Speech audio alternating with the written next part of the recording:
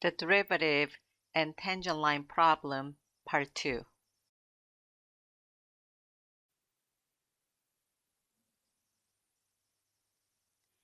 Differentiability and continuity. If f of x is differentiable at x equals c, that would imply that f of x is continuous at x equals c.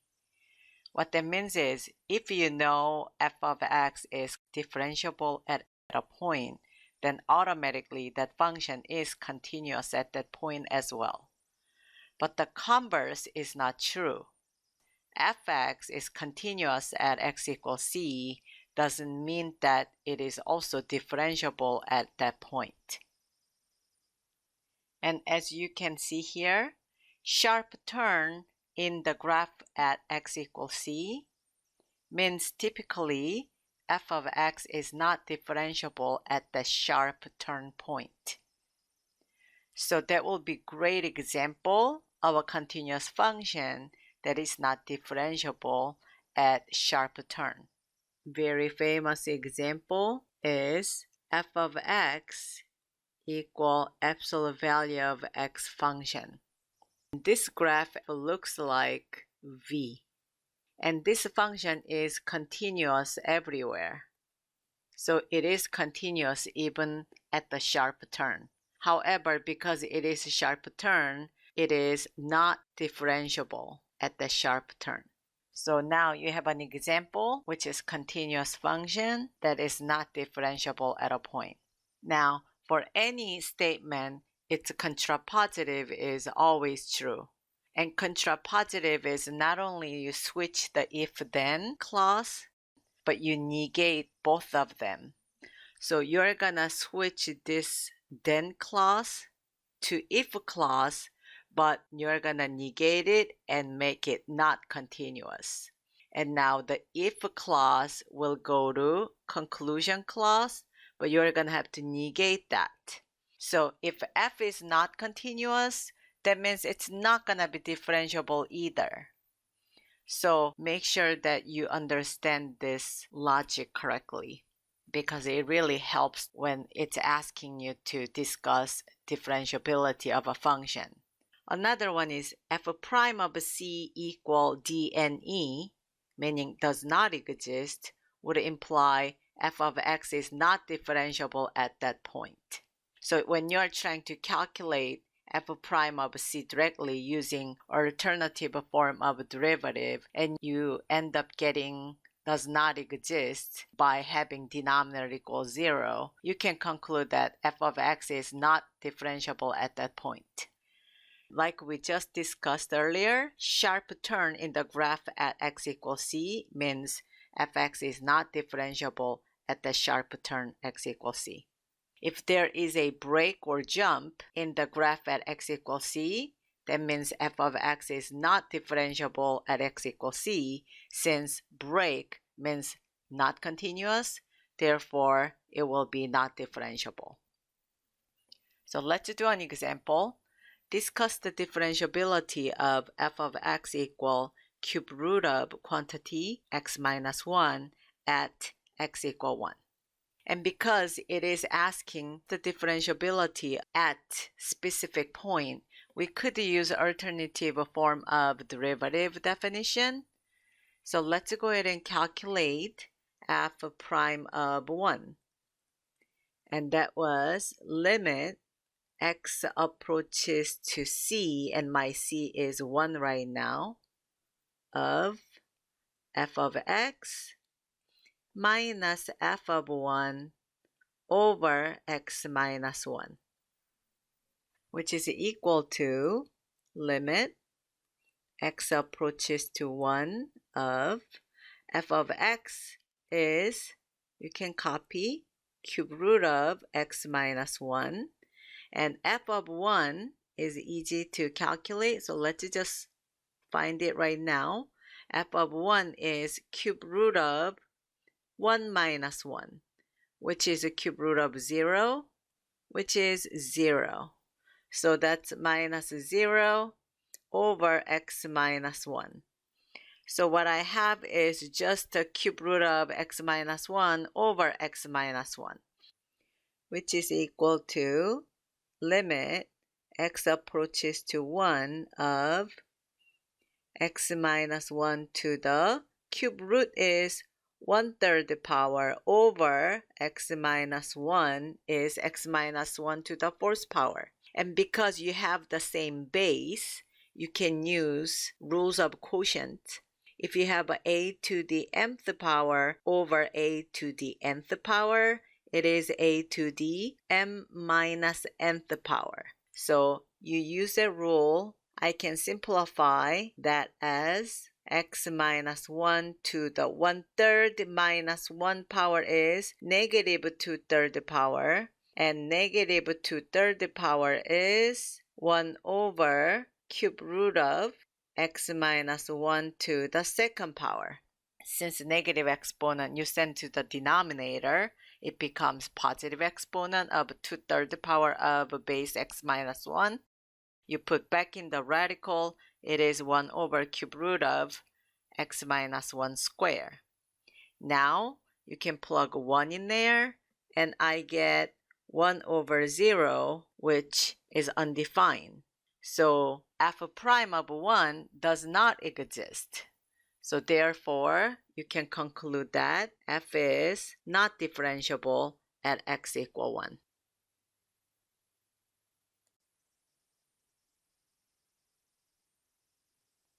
Determine the x values where the function exists, is continuous, and is differentiable.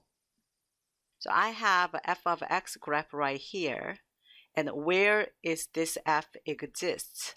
For what x values f exists?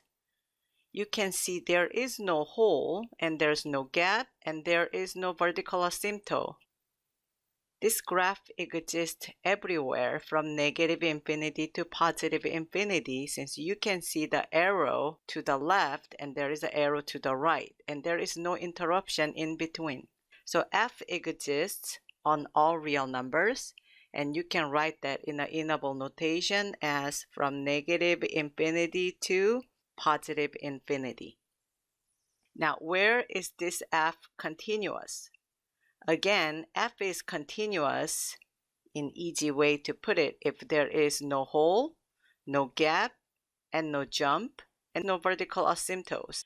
So f is continuous on all real numbers as well. So it is continuous from negative infinity to positive infinity. How about differentiability? Yes, there is a sharp turn at x equal negative 1. So this f will not be differentiable at x equal negative 1, but it will be differentiable anywhere else. F is then differentiable from negative infinity to negative 1, not included, union negative 1 to positive infinity. Look at the g function now. I have the graph of g function. Where does g exist? Well, g does not exist where the vertical asymptote is. So g does not exist at x equal negative 3. How about at 1? I do see a hole at x equal 1, but when x equal 1, y value do exist and it is 4.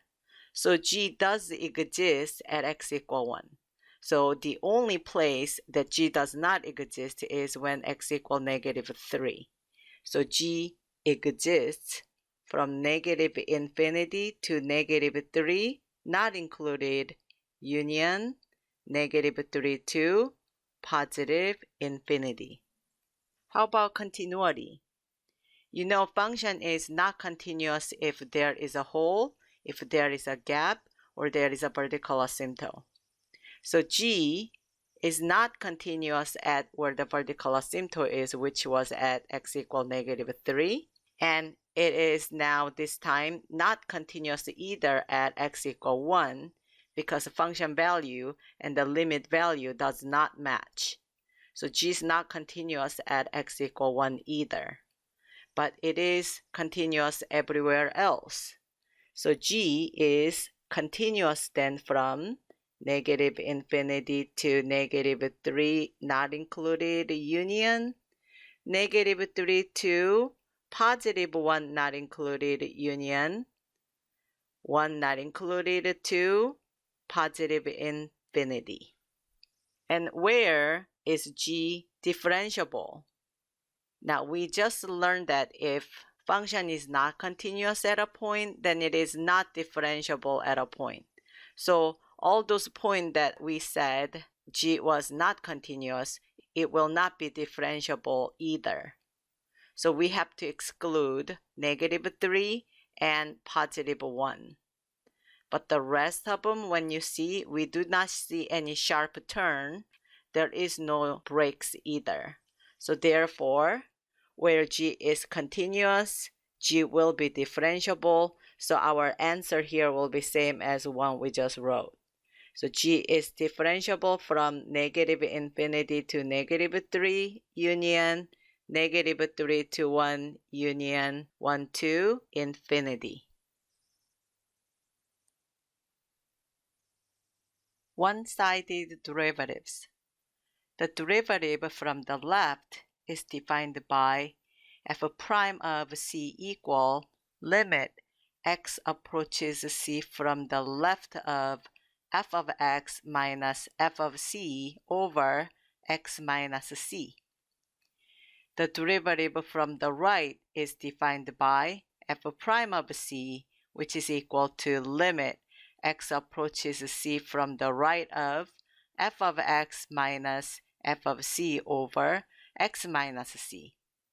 So one-sided derivative is very useful to determine whether f is differentiable at a point on piecewise defined function where there is a point of x such that left-hand side and right-hand side would have different functions.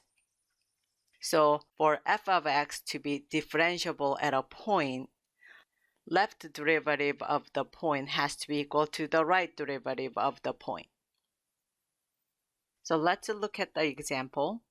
Given f of x equal absolute value of x minus 4, determine if f of x is differentiable at x equal 4. But first, let's explore whole bunch of stuff that is going on about this absolute value function. First of all, let's write f as a piecewise defined function. F of x is equal to absolute value of x minus 4 is equal to x minus 4 if x is greater than or equal to 4. Because for any absolute value, it comes out as the same if input is positive. But it comes out as opposite of that if what's in there is negative. And what's in there does become negative if x is less than 4. So you know this function has a borderline at 4. So when it's less than 4, from the left of 4, it is always minus x minus 4 function. And from the right-hand side of 4, it is just x minus 4 function. Now, let's look at the continuity of f at the borderline point, which is at x equal 4. Is f continuous at x equal 4? To determine continuity at a point, we had to verify 3 things if you recall.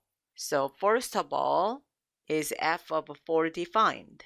We just can plug it in, right? Absolute value of 4 minus 4, which is equal to 0. So yes, f of 4 exists.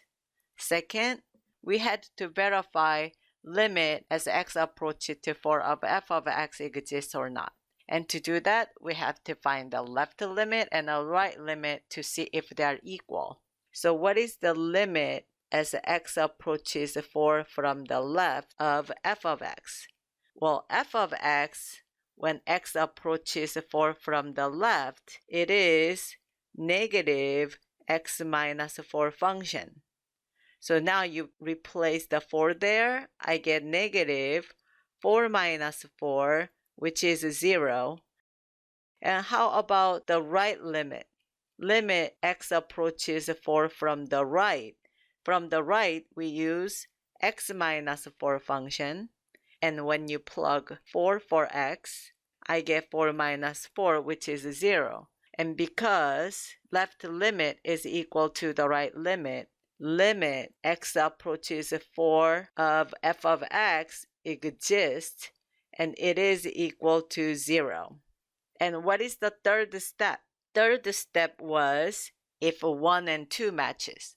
Is your function value equal to the limit value?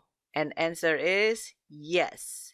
So therefore, you can conclude that f is continuous at x equal 4. So by 1, 2, 3, f is continuous at x equal 4. All right, now let's compute left derivative of 4 and the right derivative of 4. What is the left derivative of 4? By definition, we just learned that is limit x approaches 4 from the left of f of x minus f of 4 over x minus 4. So when x approaches 4 from the left, you know we use opposite of x minus 4 function, which is equal to limit x approaches 4 from the left, opposite of x minus 4, minus f of 4, we found it, and it was 0 over x minus 4, which is equal to, well, minus 0 doesn't do anything, and you can see that I have a limit x approaches 4 from the left of, all I have is opposite of x minus 4 over x minus 4. So these cancel, and this quotient is a negative 1, and limit of a constant is a constant itself. So this limit is negative 1.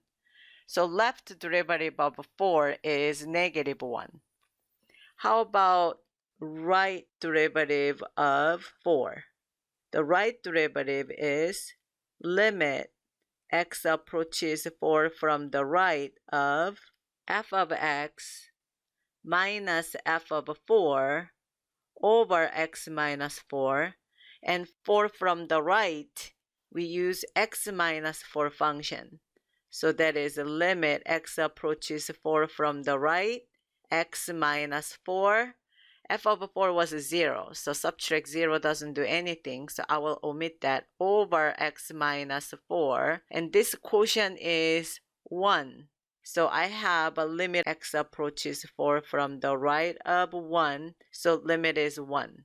And now it turned out that left derivative is not equal to the right derivative. So decide whether f is differentiable at 4 and explain. So what do you say? Because left derivative of 4 is not equal to the right derivative of 4, you can conclude that f is not differentiable at x equal 4. One more example. Given f of x equal 8 minus 2x squared if x is less than 1, 7 minus 4x if x is greater than or equal to 1. Determine if f of x is differentiable at x equal 1. So first, again, I'm going to check to see if this function is continuous at x equal 1. Because if it's not continuous, then it is not differentiable. So I will be done there. So first of all, check again. What is f of 1? Since x is greater than or equal to 1, we use this function. So that will be 7 minus 4 times 1, which is equal to 7 minus 4, which is 3. So f of 1 exists. 2, how about limit? Limit x approaches 1 from the left of f of x. When x is less than 1, that's from the left. We use quadratic. So that will be 8 minus 2x squared, which is equal to 8 minus 2 times 1 square, which is equal to 8 minus 2, which is 6. How about right limit? Limit x approaches 1 from the right.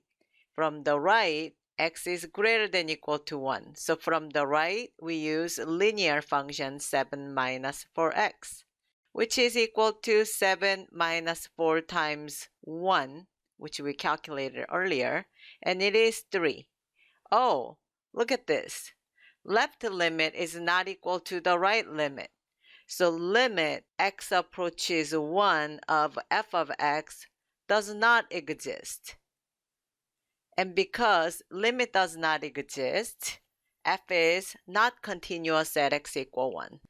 F is not continuous at x equal 1. And what did you learn? If it is not continuous, it is not differentiable. So therefore, f is not differentiable at x equal 1. And you're done. We got no further work to do. Now this is not part of your notes, but some students have a hard time visualizing slope and its derivative. So I kind of wanted you to get an idea of what is the slope versus how steep the line is. So the red graph is the slope 2. And of course, the green one is slope 1. And you know slope is rise over run. So you rise 1, run 1, rise 1, run 1. Basically, slope 1, y equal x graph looks like that. And that's the slope 1/2 now, because you only rise 1 and run twice. So the line gets more flat. So the steeper the line is, its absolute value is bigger. So I want you to have that idea, and let's look at our next graph. Drawing tangent lines on a graph and analyzing slopes. Look at the y equal f of x below.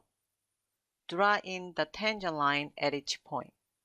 So I have A, B, C, D, E, 5 points there on my graph.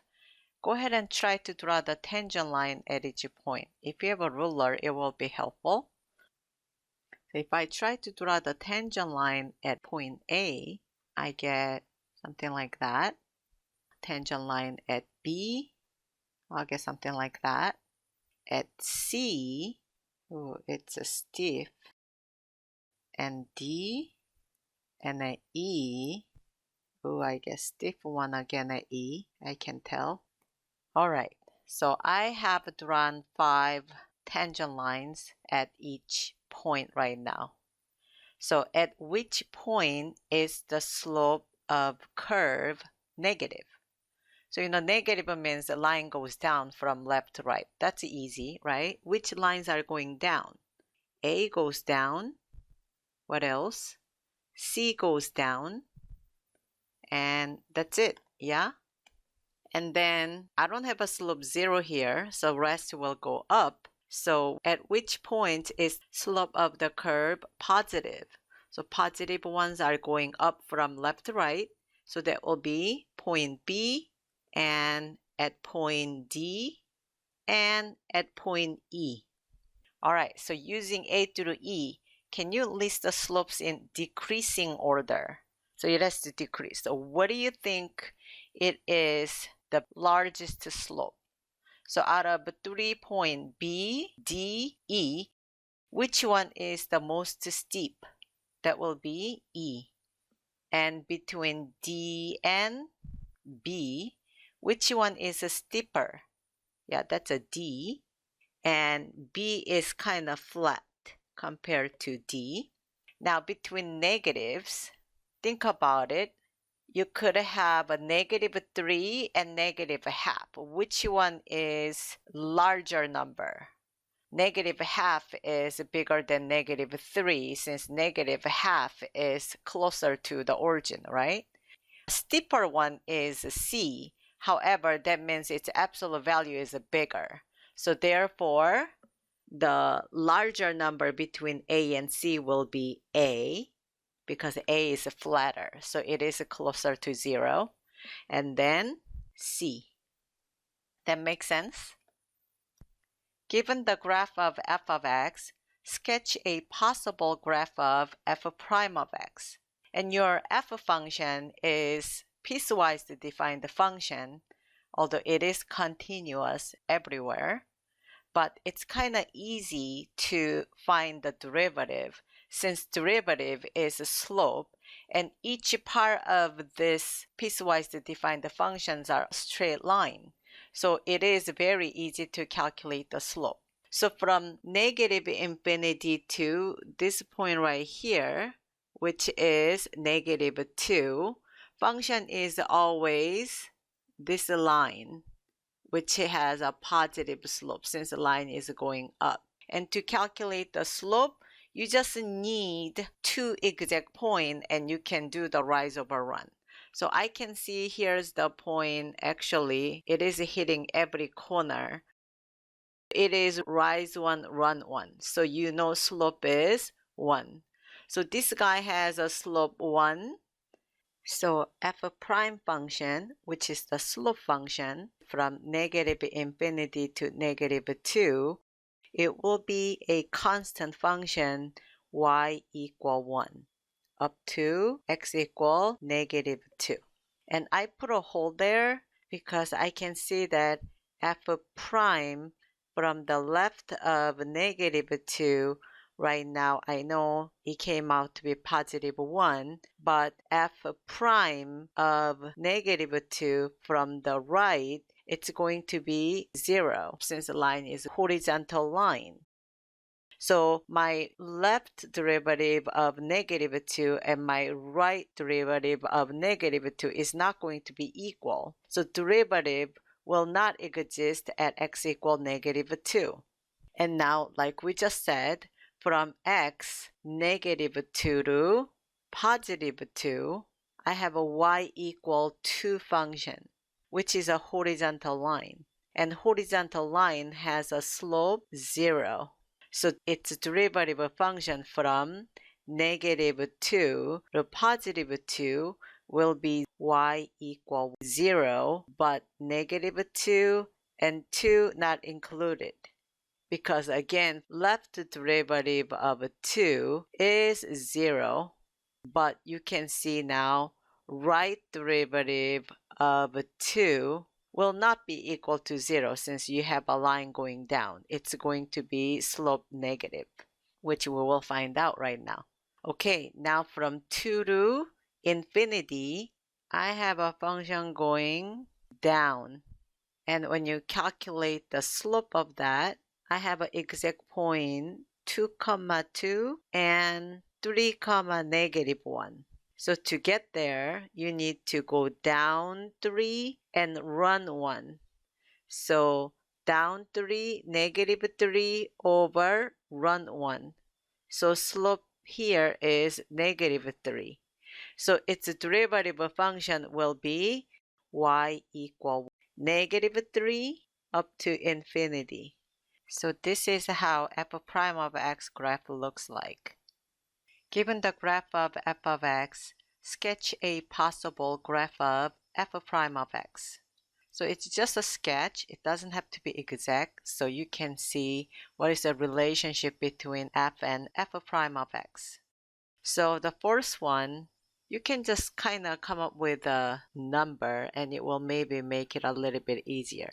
So at the very end, let's just say about this point, if I were to draw the tangent line, I will get a steep line like that. Slope is positive and it's very steep. So you can say slope is about maybe 3. And then about here, if you draw the tangent line, it got a little bit flatter. You can call that maybe slope 1. And then at x equal negative 1, you can see the slope's gonna be 0. So at x equal negative 1, slope is 0. So it's gonna be hitting 0 there. And again, when you come up here, now slope is going down, which is negative. So I'm gonna call this slope negative 1. And then you have really the steepest negative slope there. So that's gonna hit the biggest negative number. And then when you came around this corner, again, I have slope going down, negative. I'm gonna say that's about -1 again. And then I have a slope 0. And when you come up here, it's about slope +1. And here, let's just say you have a slope 2. So if you sketch that, it was about slope 3. At this point, slope is +1. And at this point, we say about -1. And at this point, we get -1 again. And you're gonna hit 1 there. And at the end, we say about 2. So it's kind of looks like a parabola, although it's kind of sharpy parabola. So graph will look like that. So that's about sketch of f prime of x graph looks like. And if you look at the second graph, at the very first point at x equals 0, we have the steepest slope there. The steepest negative slope, let's just say slope is about -3. And at x equal 1, you can see the tangent line will get flatter there. Slope is about -1. And at 2, it does get flatter. Let's say slope is about -1/2 there. And at this point, it get even flatter. Let's say slope is about -1/4. So if I plot that, go down at 0, f prime will be -3. At +1, slope is about -1. At 2, we say about half. And about out there, we say about quarter. And when you connect it, your f prime graph will look like that. And the last page is a summary of derivative formulas. So you guys can memorize this definitely for your next exam.